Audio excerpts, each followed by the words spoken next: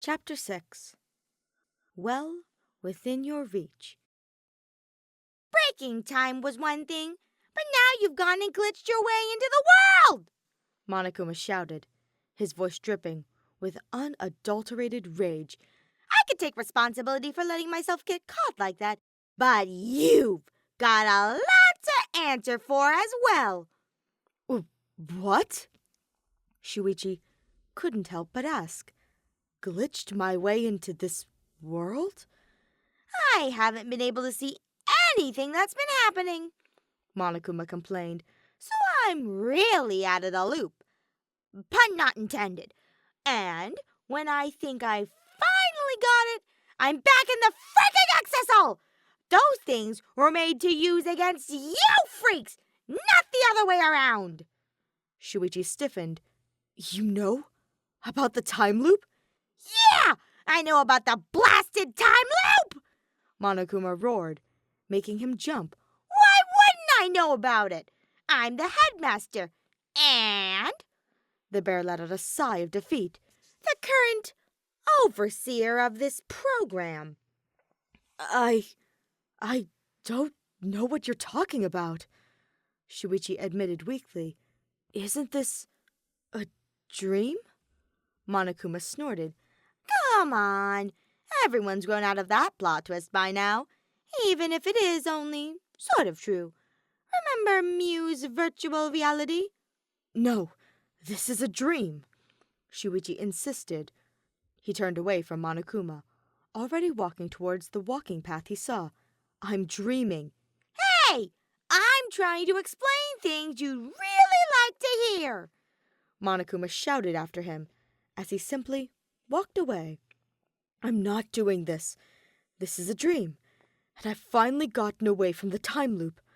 I'm never letting myself wake up from this. He didn't want to hear whatever Monokuma had to say. As alarming as his words were, he didn't want this reality to break. He finally felt alive again, even if only a little bit, and he didn't want to let that go. The fresh island wind brushed against his cheeks as he stepped onto the road. The bridge was huge, looming high in the air, and leading to yet another island, which seemed far off. Looking around, he thought he could see Was that an airplane? What on earth? As for his other side, he spotted a large fence surrounding something. He didn't know what. Curiosity got the better of him, and he followed the path towards that fence. He could see what looked like a lot of cottages built on top of some perfectly sparkling water. Shuichi, hey, you're the one in the mess, and you're getting us out of it. I thought you'd want to know all the secrets of this place, and now that I'm willing to give you them, you walk away?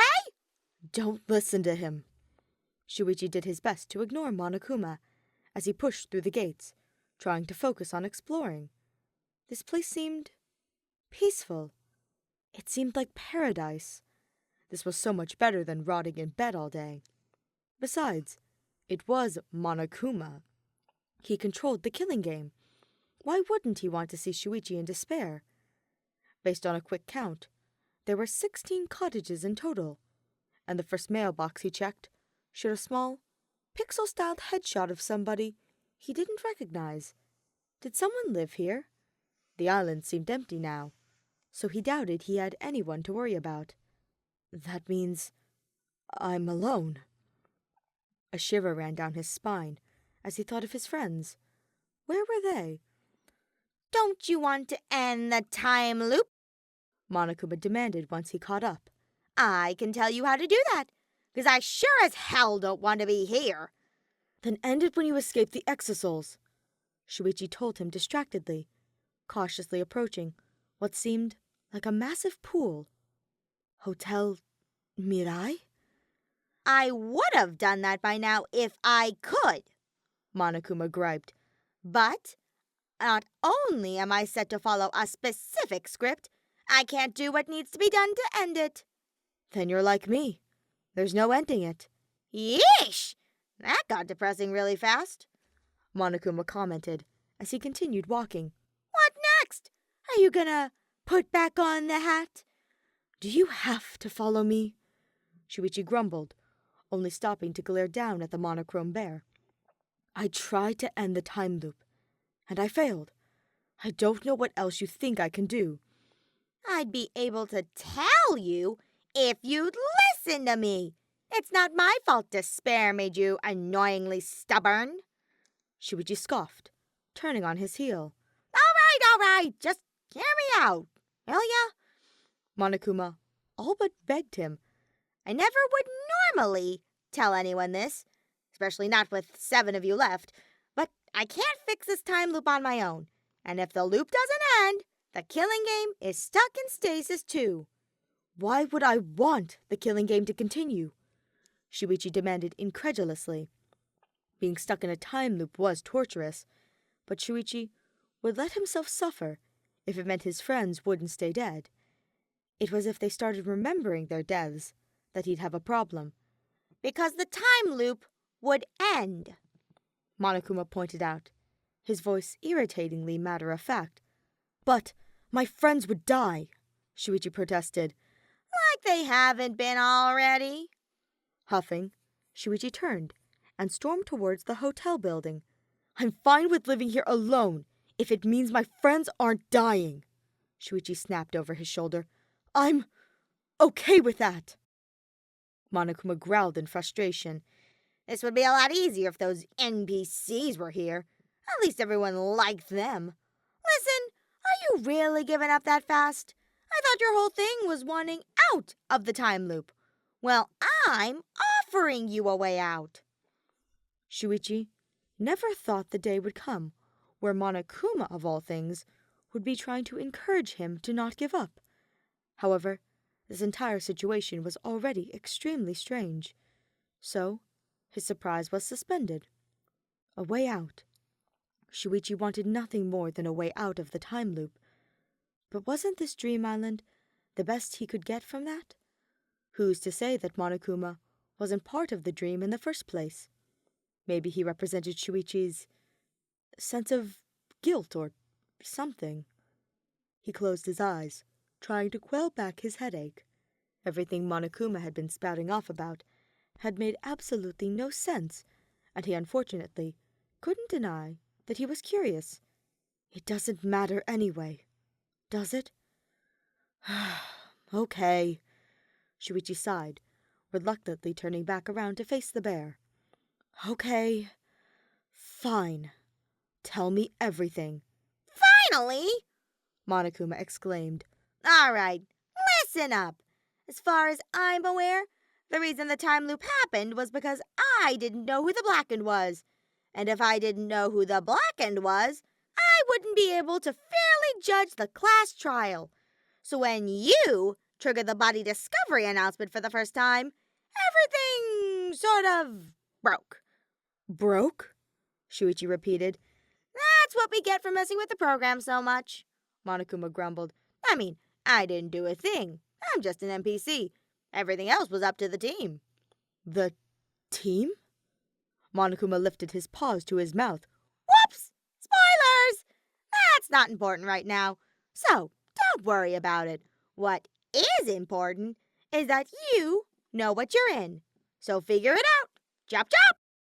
I thought you were giving me the answers, Shuichi pointed out dryly. I'm technically not allowed to do that, admitted Monokuma, slumping dejectedly. I shouldn't be allowed to do this at all. You were never supposed to find out about this anyway. So, all I can do is give you hints without outright telling you. Shuichi could live with that, he supposed. He was pretty sure he already had an idea, as insane as it sounded. Monokuma had mentioned the program multiple times now, and on the beach he accused Shuichi of glitching his way into this world.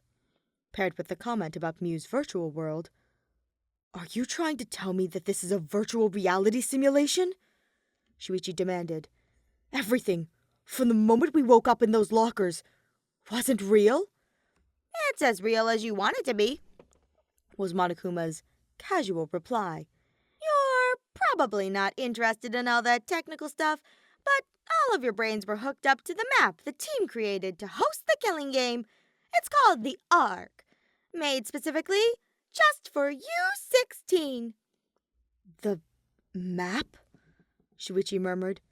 Then, where are we? What happened to the Ark? And to my friends? Where are my friends? No idea, Monokuma announced, without a shred of reassurance. This type of thing has never happened before, but they're probably fine. Probably? They're connected to the Ark. So, if we can reload that map, we can reload their avatars too, Monokuma told him. All we have to do is reset the loop, and that should do it. Your avatar is also connected to the Ark, so the program should fix itself when the loop resets. Oh, the headache. Shuichi thought it was bad when he was trying to solve Mew's murder, and he was dealing with the whole virtual world. But this was so much worse. The entire killing game being a simulation felt unfathomable, simply impossible. Yet, Shuichi could think of no other logical reason something like a time loop would exist. In fact, he realized that he was relieved he had an explanation for something so nonsensical. He couldn't be called delusional if the time loop existed in something like a virtual simulation. Okay, so all I have to do is reset the loop, and we can go back to the Ark, Shuichi concluded. His gut twisted unpleasantly, as subconsciously reached up to feel his neck. All I have to do is kill myself, right? Well, no. No? Even after you die, the loops will continue until a body discovery announcement plays, or until the nighttime announcement to the next day plays, Monokuma explained, rubbing the back of his head the best he could with such stubby arms. Since it's just you here, there's no one to trigger the body discovery announcement. You'd probably screw up the program even more than you already have. How did I screw up the simulation? Shuichi questioned, frantically shoving away the tempting thoughts of potentially permanent death. I didn't ask to be in a time loop. All I wanted was for it to end. You had to have done something to destabilize the program, Monokuma grumped. I have no idea what you were doing in the loops where I couldn't check the camera feed, but it was one of the ones you ended without that morning body discovery announcement. One of the... Oh no. Shuichi was suddenly pretty sure he knew what he was talking about. Okay, so how do we reset the loop? Shuichi asked instead. He didn't think he wanted to tell Monokuma. He knew who the mastermind was, if Monokuma wasn't already aware of that. I have a few ideas, Monokuma mused. We'll have to break the program even more, though. It requires utilizing the remnants of code left behind from the Hope Restoration Program. If we're really lucky, we might even be able to revive those two. Hope Restoration Program? Shuichi echoed under his breath. Wait, who? Long story short, a killing game was run in this program a pretty long time ago, Monokuma said, as if it was something totally normal. It was the sort of lame hope therapy thing, until Guy came in here and spiced things up a bit. But before I showed up, there were two overseers.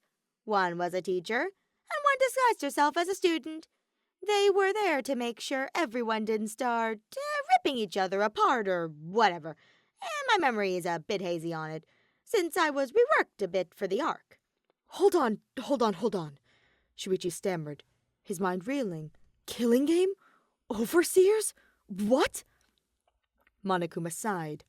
Some future foundation loons through the Class 77 remnants of despair into the Hope Restoration Program to try and undo their brainwashing, and the big baddie Izuru Kamakura brought in a virus, me, to start up a killing game. Remnants of despair? Some of Kokichi's fellow remnants of despair also took part in a killing game? Also, who and what was Class 77? Did they have some sort of Significance as remnants of despair? Okay. Then what about the overseers? Shuichi asked. A teacher and a student? What about them? The teacher was some rabbit called Usami. Monokuma growled, as if even saying that name caused him physical harm. And the student was the ultimate gamer, a girl named Chiaki Minami. I don't think they'd be hanging around after all that tampering was done to the program. But if the Jabberwock Island map is still here, then I guess they could be too. Usami, Chiaki Nanami, and Jabberwock Island. That was quite a bit to take in. But Shuichi was pretty sure he had a fair idea of what exactly was going on now. I think I understand. But why do we need to revive them? Shuichi inquired slowly. If I can change the rules to include teachers in the body discovery announcement, then we can reset the loop that way. Monokuma told him simply. But since there's a pretty low chance of that happening, we'll have to try Plan A, and that's trying to glitch out of the program by triggering the body discovery announcement for one of the previous murders. Those parts of the map are given a separate script of code to trigger the announcement automatically, so that's our best bet. That doesn't sound very reliable. You should have thought about that before you went and broke into the map! Monokuma barked at him. The morning and nighttime announcements don't work here, so this is the best we've got. We'll reset the loop, and then you'll have to fix the program, and we can continue everything like normal. As much as the thought of working with Monokuma displeased him, Shuichi didn't have much else of a choice. If Monokuma was right, and there was a way to end the time loop, then Shuichi was sure he could find a way to make sure no murders happened ever again. He could end the loop and save his friends. He was confident. Energy was buzzing at his fingertips, and the darkness that had been clouding his mind was receding. Beyond that darkness was an all-too-familiar light, just out of reach, but not impossible to grasp. Hope. Shuichi was being given another chance. All right, how do I stop the time loop? Shuichi asked Monokuma determinedly. Monokuma's otherwise unsettling grin sharpened. About time you took this seriously. All right, listen up. There were 5 places Shuichi could go in hopes of glitching a body discovery announcement into existence. One of those 5 places was inaccessible to him, so he was left with only 4 locations to visit, one on almost every island. The first was very close to the hotel, an old, abandoned building. Stepping inside immediately sent a cold chill down his spine, all of his instincts screaming at him to turn away and leave. Why is something like this on a tropical island? Shuichi asked Monokuma as he forced his feet forward. The bear was following close behind him, providing company, as much as Shuichi felt bad about finding companionship in Monokuma. Monokuma shrugged animatedly. Heck if I know. It was based on the real Jabberwock Island, so you'll have to take it up with those guys.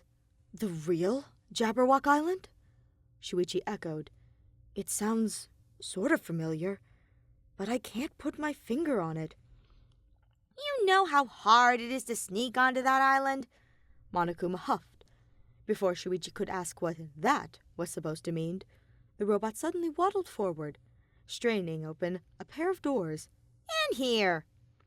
Skin prickling with uncertainty, Shuichi cautiously made his way into the room. The first thing he noticed was the iron plates bolted over what he assumed were meant to be windows. It was so out of place with the otherwise wooden structure that it momentarily startled him. But what surprised him even more were the thick chains discarded on the floor. Huh, I would have thought those would have been cleaned up, Monokuma commented when he saw them. Unless it's the program freaking out still. Hey, try touching them. I kind of don't want to, Shuichi said, lifting his hands and backing up a step. He had no idea what those chains had been used for, and he was a little afraid to know. What if I explode when I touch them? Monokuma shot back indignantly. Shuichi blanched. What? How can that happen? No idea.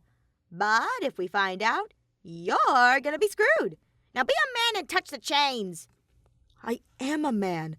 I don't want to prove that by touching what could be a murder weapon. He kept these thoughts to himself, knowing there was no use in arguing with Monokuma. With a sigh of defeat, he slowly edged forward, bending down and hesitantly outstretching a hand. The minute his fingers brushed against it, the entire thing flickered, followed by a sharp, pricking pain in his fingertip. He yelped, jerking backwards, at the same time as the chain disappeared. It didn't fade or phase out of existence. It just straight up vanished. One moment it was there, and the next, it was gone. That was a lot more unnerving in action than he thought it'd be. What was that? Shuichi demanded urgently, whipping his head to the side to stare at Monokuma. Why was that here? I told you, everything from this killing game is a little hazy. Monokuma reminded him. I'm pretty sure someone was held hostage here, though I remember him being kind of a nut job. Shuichi nodded, not quite sure what to say to that. If the people who took part in the previous killing game were remnants of despair, it made sense they'd be a little chaotic. Well, okay. Anyway, the announcement hasn't played yet. Monokuma dragged a white paw at one of the tables, with a white cloth that draped all the way down to the floor. Check under that one. That's where the body of the ultimate imposter was found. Shuichi suddenly, really hoped he wasn't about to find an actual corpse. Bracing himself for a second time, Shuichi let out a nervous breath and slowly lifted the tablecloth with one hand. His heart was pounding as he pulled it back enough to see under the table, awful images of his friends' bodies all flashing through his mind. The floor being entirely clean was enough to let him exhale, clutching his chest as he felt the tablecloth fall again. Thank God. Glitch failed, Monokuma announced sadly. Drats! If we had the ultimate gamer here, she could probably sniff out any glitches like a bloodhound. What are the chances Chiaki and Usami are still somewhere around here? Shuichi asked the bear, trying to calm his racing heart. Little to none, was Monokuma's immediate response. I blew up most of Usami, and I crushed Chiaki with a giant Tetris block. Why would you do that? Shuichi demanded in horror. Realization struck him mere moments later, making him stiffen. Wait. She was executed, wasn't she? I've never had more fun with an execution than I did there, Monokuma admitted gleefully. Well, this place was a bust. Let's move on to the second island. If it hasn't glitched its way to the bottom of the ocean, that place is really unstable. Is it safe? Shuichi questioned, as Monokuma led the way out of the abandoned building. Probably not. The map was breaking even before the conclusive class trial, so there's no telling how screwed up it is now. That was perfectly concerning, but Shuichi supposed he didn't have much of a choice. He needed to get back to the Ark, to end the time loop. Funny how ending the time loop had become a secondary goal when that was what his life had circulated around for however long it had been in real time. The second island wasn't as far as a walk as it was probably meant to be, but the minute they arrived, Shuichi could immediately see what Monokuma meant by it being unstable. At least the first island had felt real to an extent.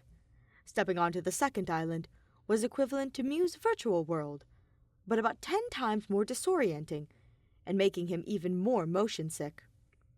Turning his head too fast made everything blur, taking a few moments too long to refocus to be natural. And, also, all levels of temperature and natural wind had entirely vanished. In short, Shuichi did not like being on this island. He wanted off right now. Let's head over to the beach house, Monokuma told him, not seeming to feel anything wrong with this island. That's where the second murder occurred.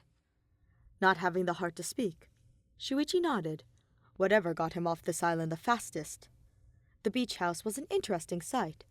There was a bloody bat discarded on the ground, and a lot of empty water bottles in a bin that Monokuma pointed out. The bat disappeared again when Shuichi touched it, but doing so made him black out for a solid 7 seconds, so he decided not to touch anything else for the duration of this trip. Overall, the second island was inconclusive. That was fine, Shuichi thought. There were still 2 more islands to go. The third island wasn't as broken as the second, but it certainly didn't feel any better. The crime scene was apparently a music venue called Titty Typhoon, and the only thing that really stood out to him was the strange black curtain that didn't seem to fit the backdrop. Aside from being really hot, there was nothing else to see there, and it was once again a failure. Shuichi was still fanning himself with his hand as he and Monokuma arrived back on the central island, really flooding through him as a cool breeze brushed his cheeks. Just one more, said Monokuma. If any of them are going to work, it's this one. Then why didn't we start with that one? Shuichi demanded, in what he was finding to be common exasperation. Dealing with Monokuma for more than a few minutes was a headache in itself, let alone traversing islands with him. 'Cause seeing your reactions to everything was funny, Monokuma told him honestly. Also, I was trying to see if we find Chiaki or Usami. I don't want to be here any more than you do. But if there's such a low chance of finding them, why look at all? Shuichi wondered. Trying to figure out Monokuma's motivations was like asking for a migraine, though. So, Shuichi only sighed and carried on. Compared to the Ark, Jabberwock Island was slightly larger. Shuichi had to take note of the lack of ultimate research labs, which he figured must be unique to his own class's killing game. If remnants of despair came here for rehabilitation, I don't see why they'd need to hone their talents. Shuichi had yet to figure out why he and his friends had been put into a killing game. But all answers would come in due time, he figured. The fifth island was a complete shift in theme. Contrary to the fun and natural colors of the other islands, this island was almost entirely gray. Shuichi couldn't help but cringe stepping into it. How did an island like this contribute to rehabilitation? If he were sent here for therapy, he'd probably feel even more depressed. This case was a hell of a ride, Monokuma said, reminiscing as he led the way down the path. It was like Kokichi's little murder trick, except he was using it against his classmates, and not me. He also blew up the hotel, which was pretty annoying to fix. Shuichi almost tripped over his own feet. Blew up? Why did these people have access to explosives? It's not like you guys don't, Monokuma shot back. It's just that you're all boring and don't use them. That was news to Shuichi. We have explosives at the Ark? Where? Shuichi asked. Some in Muse Lab, 1 or 2 in Maki's. I think there's a few in the warehouse, too, Monokuma listed nonchalantly. Why? Are you planning to use one? Of course not! He exclaimed, glancing down at the robot. I was just surprised that we had any at all. Well, once this time loop is fixed, you should make use of some of them, Monokuma suggested. Imagine the ultimate detective being the Blackened. That'd be a twist. Shuichi had already killed someone once, and it wasn't an experience he wanted to repeat. Even just thinking about blood was making his lungs constrict. You won't convince me to kill anyone, Shuichi told him firmly. I'll end the killing game before it comes to that. Sure. Monokuma waved him off dismissively, as if he didn't believe him in the slightest. Anyway, here it is. Head into that warehouse over there. The warehouse was next to what seemed to be some sort of plushie factory. While that sounded much more pleasant than a warehouse, Shuichi could feel the waves of wrong rolling off of its open door. His feet planted themselves in place, preventing him from moving any further. He hadn't even entered the building, and he already felt lightheaded with complete and utter dread. If I'm feeling this way, it might work, Shuichi reasoned with himself. Hope that this map, or whatever it's called, is broken enough to trigger the body discovery announcement, and go back to the Ark to stop the time loop. That was a lot easier said than done, though. Shuichi felt nauseous simply looking at the warehouse. You mentioned a team earlier, Shuichi said to Monokuma. What are the chances they can stop the time loop? Much to his surprise, Monokuma was quiet.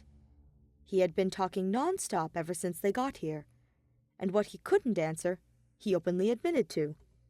This was the first time he paused at a question. To tell you the truth, said Monokuma, sounding surprisingly hesitant. I don't think we're being monitored anymore. Monitored? The program has been looping for a while now. Monokuma let his shoulders fall, and, for only the briefest moment, Shuichi could sympathize with his helplessness. If anyone was watching us, they would have fixed it the first time it happened. I don't really know what happened out there, but it's safe to say no one outside is going to help us. So, the team left.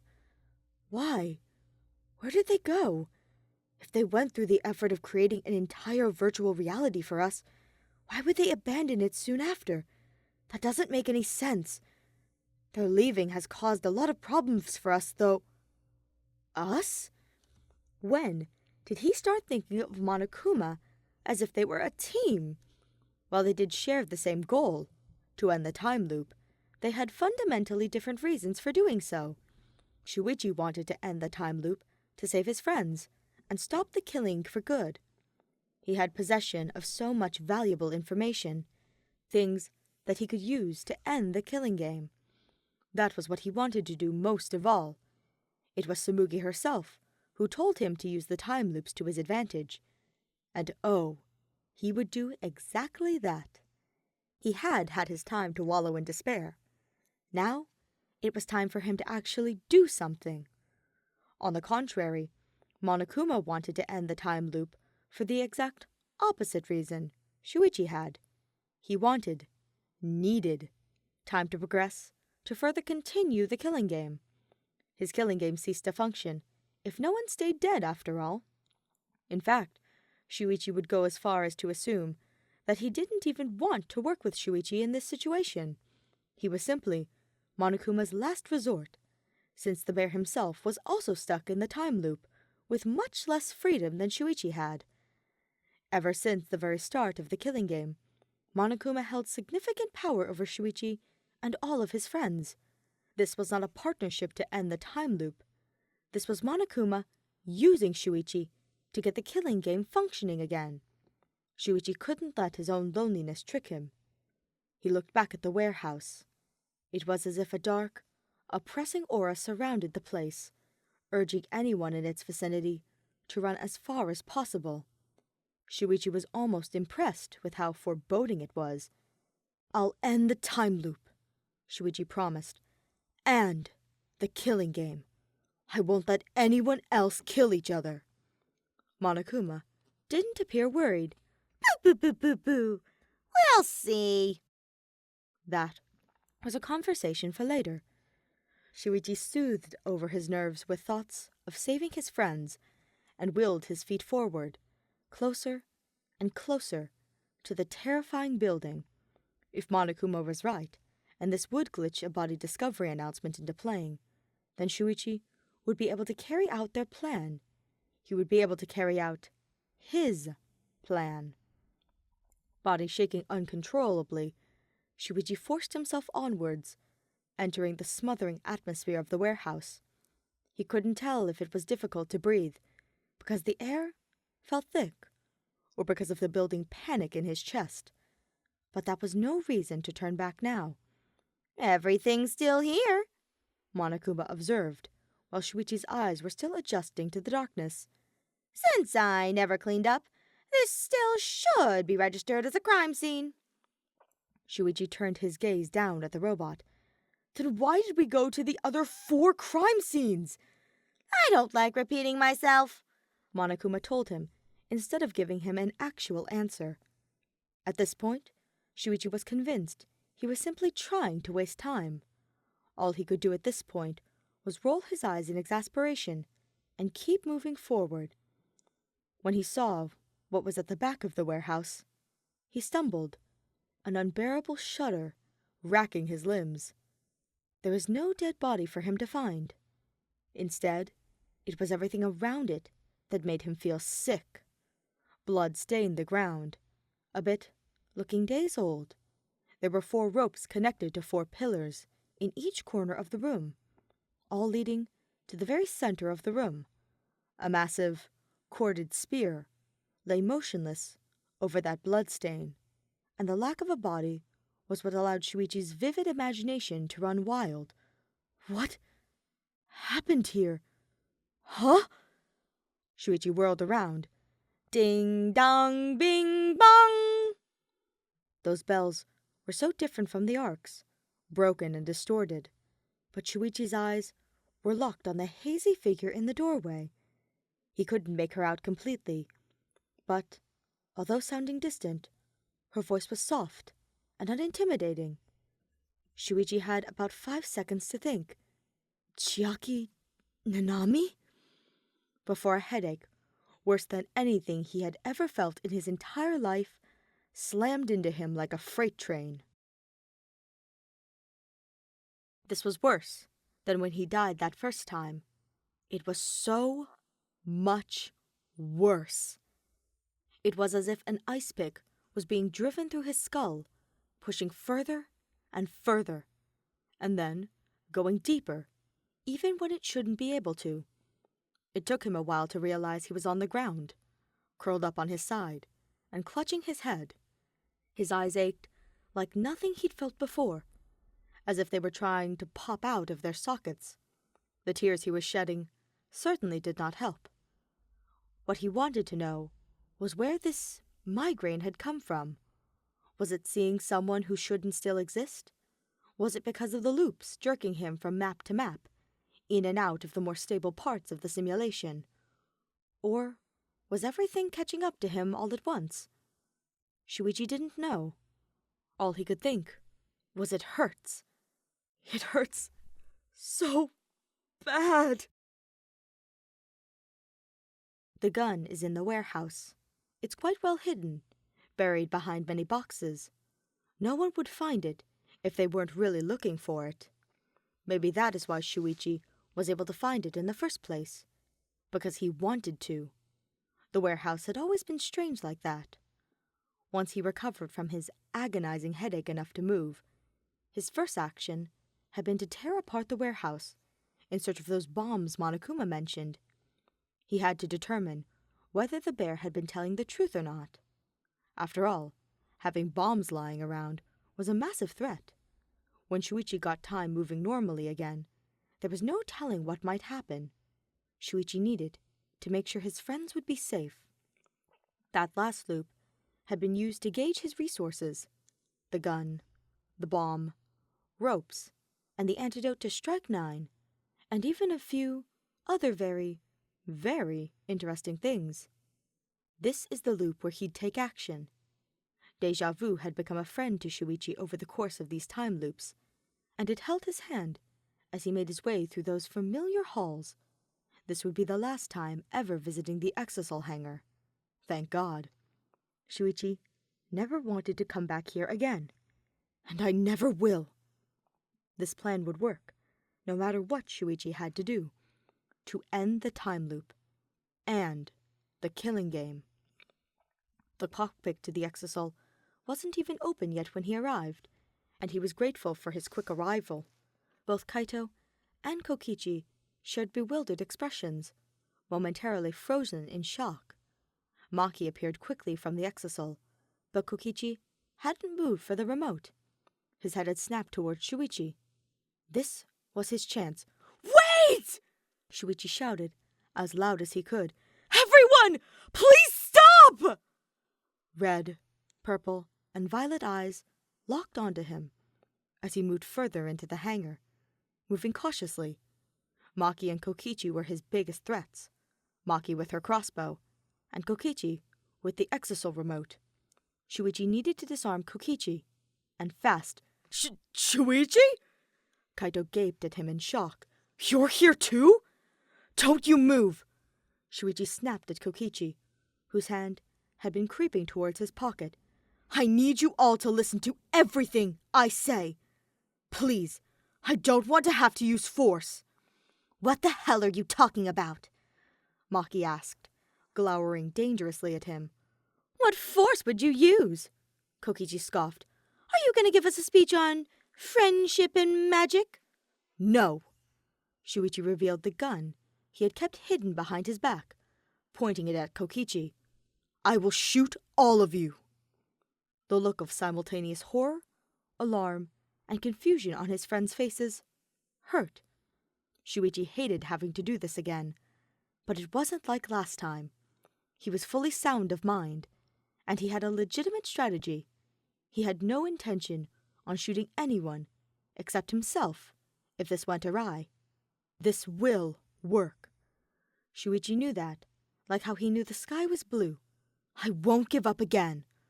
Monokuma gave me more than what he probably meant to. A plan is one thing, but he also gave me a valuable weapon. Information and hope." There was no time to wonder about anything else now. Jabberwock Island, and who might have been Chiaki Nanami, the previous contestants of the past killing game. Shuichi could figure that all out later. What mattered the most at this very moment was carrying out his and Monokuma's plan. A plan meant to end the time loop. And a plan Shuichi would twist to break out of the simulation.